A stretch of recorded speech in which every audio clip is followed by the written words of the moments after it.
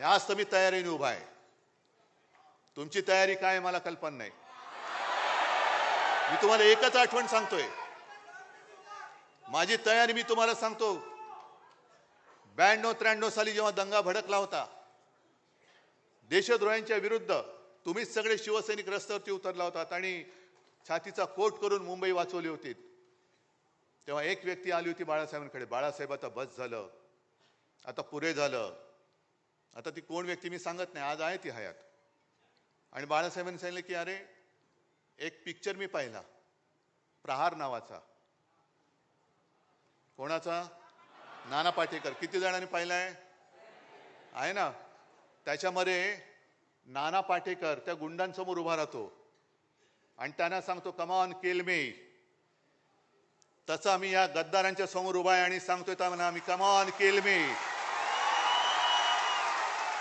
असेल हिंमत तरी या अंगावर. फक्त अंगावर येणार असाल तर एक गोष्ट नक्की करा. अमिताभ बच्चनचा तो पिक्चर होता ना, ॲम्ब्युलन्स घेऊन यायचा, तसा अंगावर माझ्या येणार असेल तर ॲम्ब्युलन्स घेऊन यायची. कारण येताना सरळ याल, जाताना आडवे होऊन जाल. सगळ्यांना धन्यवाद. जय हिंद, जय महाराष्ट्र.